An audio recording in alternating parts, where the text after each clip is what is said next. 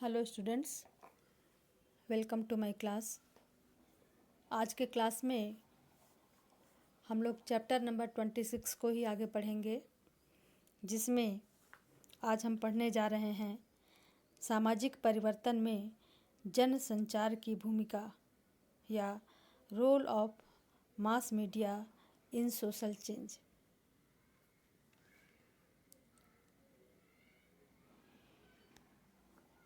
जब हम अपने समाज पर उन संचार के प्रभावों को समझने की कोशिश करते हैं तो हमारे लिए यह जानना भी आवश्यक होता है कि जिस दशा को हम सामाजिक परिवर्तन कहते हैं उनका सामाजिक और सांस्कृतिक परिवर्तन से घनिष्ठ संबंध है।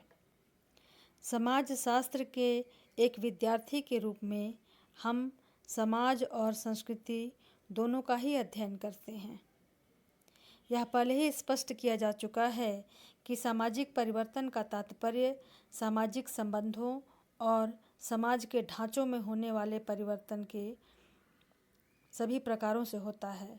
साधारण शब्दों में संस्कृति में होने वाले परिवर्तनों को हम सांस्कृतिक परिवर्तन कहते हैं, जैसे कि सामाजिक सीख के तरीके, लोगों के विचार और मनोवृत्तियाँ, संस्कृति से संबंधित व्यवहार के विभिन्न ढंग, नैतिक मूल्य, धार्मिक विश्वास, विभिन्न प्रकार की कलाएं, तार्किक ज्ञान और बहुत से प्रौद्योगिक उपकरण संस्कृति के विभिन्न पक्ष हैं। इनमें से किसी भी एक पक्ष में जब कोई बदलाव आता है तो इसी दशा को हम सांस्कृतिक परिवर्तन कहते हैं। यह ध्यान रखना जरूरी है कि सामाजिक परिवर्तन और सांस्कृतिक परिवर्तन को एक दूसरे से अलग नहीं किया जा सकता है। इसका कारण यह है कि जब समाज में विभिन्न व्यक्तियों और समूहों के पारस्परिक संबंधों में परिवर्तन होता है तथा समाज का ढांचा बदलने लगता है, तब हमारी सांस्कृतिक विशेषताएं भी बदलना शुरू हो जाती हैं। दूसरी ओर, जब हमारे परंपरागत मूल्य, नैतिक नियम, व्यवहार के तरीके, धार्मिक विश्वास और प्रौद्योगिकी आदि में परिवर्तन होता है तो समाज के लोगों की परिस्थिति और भूमिकाएं भी बदलने लगती हैं। इसी के फलस्वरूप अपने पड़ोसियों, मित्रों, नातेदारों और विभिन्न आर्थिक वर्गों से हमारे पारस्परिक संबंधों में परिवर्तन होने लगता है।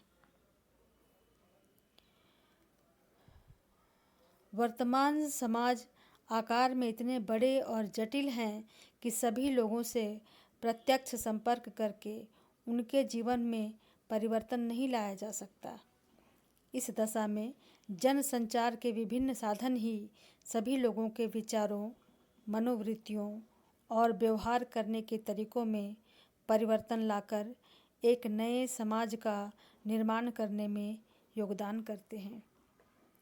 आज जन संचार ने हमारे सामाजिक और सांस्कृतिक जीवन में जो महत्वपूर्ण परिवर्तन पैदा किए हैं, उनमें से कुछ परिवर्तनों की चर्चा हम यहाँ पर करने जा रहे हैं। पहला है विचारों और मनोवृत्तियों में परिवर्तन।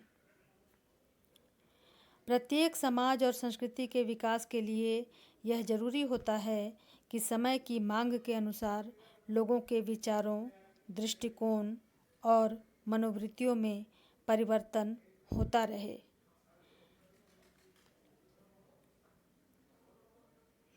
जब हम टेलीविज़न और रेडियो के विभिन्न कार्यक्रमों या फिल्मों के कथानक के द्वारा परंपरागत अंधविश्वासों और दुर्बल वर्गों के शोषण से संबंधित दुष्परिणामों को देखते हैं तो धीरे धीरे हमारे विचार अपने आप बदलने लगते हैं। आज भारतीय समाज में बेकार की रूढ़ियों, कर्मकांडों, जाति व्यवस्था के असमानताकारी नियमों, तरह तरह की कुप्रथाओं और समाज में स्त्रियों की परिस्थिति के बारे में हमारे विचार जिस तेज़ी से बदल रहे हैं, वे किसी न किसी रूप से जन संचार के साधनों से ही प्रभावित है। दूसरा है आधुनिकीकरण को प्रोत्साहन। आधुनिकीकरण एक ऐसी दशा है जिसमें व्यवहार के परंपरागत तरीकों की जगह समानता और स्वतंत्रता पर आधारित व्यवहारों को अधिक महत्व मिलने लगता है। प्रौद्योगिक विकास, धर्मनिरपेक्षता और तर्कपूर्ण विचार आधुनिकीकरण की विशेषताएं हैं। आधुनिकीकरण की प्रक्रिया अलौकिक विश्वासों की जगह लौकिक या सांसारिक जीवन की सफलताओं को अधिक महत्व देती है। आज दुनिया के सभी समाज आर्थिक और सामाजिक विकास के द्वारा आधुनिकीकरण की ओर बढ़ने का प्रयत्न कर रहे हैं। जनसंचार के साधन लोगों को यह बतलाते हैं कि वर्तमान युग में किस तरह के व्यवहार अधिक उपयोगी हैं।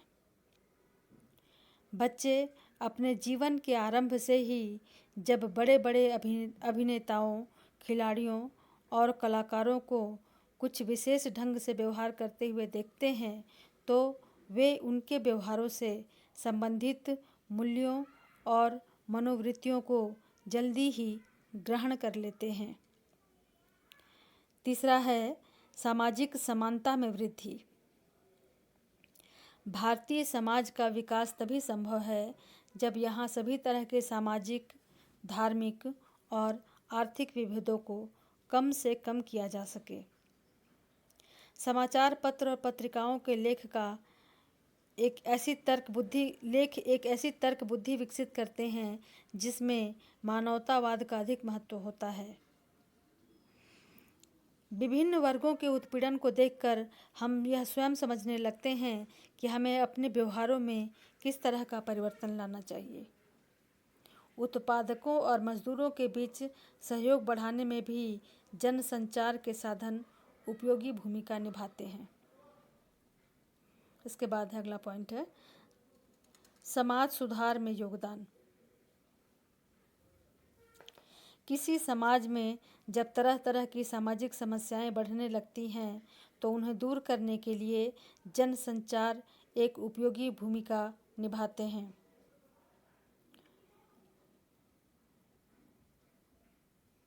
जनसंचार के साधनों के द्वारा लोगों को उनकी समस्याओं के दुष्परिणाम से अवगत कराया जाता है। इसी के फलस्वरूप लोगों की मनोवृत्तियों में इस तरह का परिवर्तन होने लगता है जिससे काफ़ी सीमा तक इन समस्याओं का समाधान करना संभव हो पाता है। अगला पॉइंट है नियोजित परिवर्तन का आधार। हमारे समाज में स्वतंत्रता के बाद जब नियोजित रूप से सामाजिक और आर्थिक विकास के प्रयत्न करना आरंभ किए गए तो शुरू में इसके सामने अनेक बाधाएं आने लगी।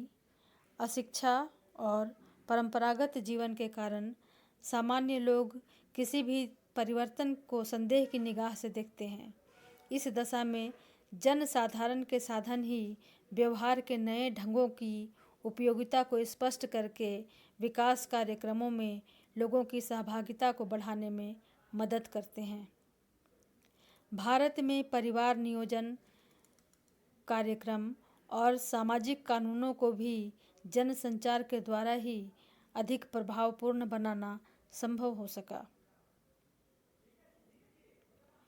अगला पॉइंट है लोकतांत्रिक व्यवस्था का दृढ़ीकरण। दृढ़ीकरण मतलब लोकतांत्रिक व्यवस्था को मजबूत करना। ठीक है।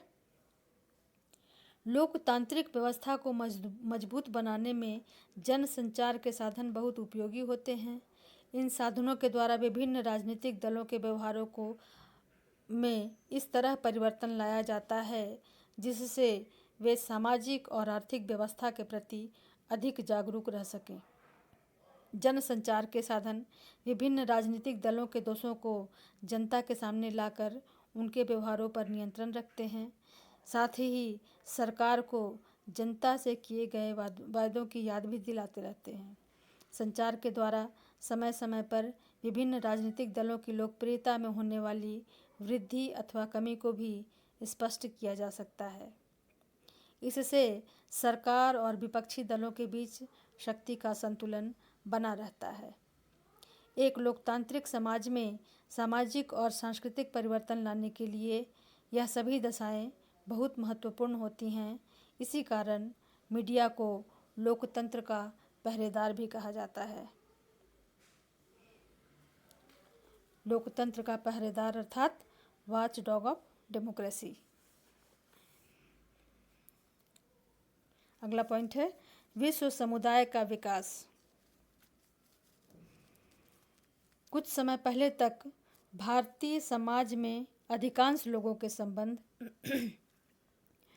अपने पड़ोस, गांव, जाति और क्षेत्र तक ही सीमित थे। आर्थिक जीवन में भी हमारे संबंधों का दायरा बहुत छोटा था। जनसंचार के साधन के द्वारा ही लोगों को पहली बार बाहरी दुनिया की जानकारी मिलना शुरू हुई। नए नए व्यवसायों की जानकारी मिलने से लोगों की आर्थिक संबंधों का क्षेत्र बढ़ने लगा। दूसरी ओर लोग व्यवहार के उन तरीकों से परिचित होने लगे जो हमारी परंपरागत सांस्कृतिक विशेषताओं से भिन्न थे। इससे एक नए सामाजिक मूल्यों को प्रोत्साहन मिलने लगा। आज धीरे धीरे एक ऐसे विश्व समुदाय का निर्माण हो रहा है जिसमें जाति, धर्म, क्षेत्र और संस्कृति से संबंधित भेदभावों को अधिक महत्व नहीं दिया जाता। यही दृष्टिकोण वैश्वीकरण की वर्तमान प्रक्रिया का आधार है। अब संचार के साधन किस प्रकार सामाजिक परिवर्तन लाने का कार्य करते हैं, इसमें अंतिम पॉइंट है मनोरंजन द्वारा परिवर्तन। आज समाचार पत्रों, रेडियो, टेलीविज़न तथा फिल्मों को मनोरंजन के साधन के रूप में देखा जाता है, परंतु वास्तविकता यह है कि संचार के यह साधन लोगों को मनोरंजन देने के साथ ही साथ तरह तरह के कार्यक्रम प्रायोजित करते रहते हैं जिससे समाज में परिवर्तन के लिए एक उपयुक्त वातावरण बन सके। परिवर्तन के बिना न तो संस्कृति का विकास संभव होता है और न ही समाज में उपयोगी व्यवहार प्रभावपूर्ण बन पाते हैं। अब विभिन्न समाचार पत्रों में समाचारों के अलावा मनोरंजन संबंधी कार्यक्रम भी प्रकाशित की जाने लगी है, जिससे सूचना के साथ मनोरंजन का मिश्रण होने से इसमें सभी तरह के पाठकों की रुचि बनी रहे। इसे हम मीडिया द्वारा सूचनारंजन का नाम देते हैं या इंफोटेनमेंट का नाम देते हैं। इस प्रकार स्पष्ट होता है कि संस्कृति का संबंध जिन सीखे हुए व्यवहारों से है, उन सभी व्यवहारों में परिवर्तन लाने में जनसंचार के साधन एक प्रभावशाली भूमिका निभाते हैं।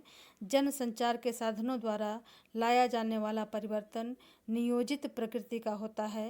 नियोजन एक उपयोगी प्रक्रिया होने के साथ ही वर्तमान समाजों की प्रमुख आवश्यकता है।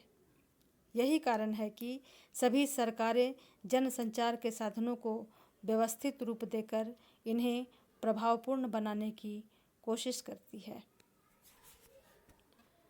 तो आज के क्लास के लिए हमारा यही है कि किस प्रकार से जनसंचार के द्वारा सामाजिक परिवर्तन हो रहे हैं।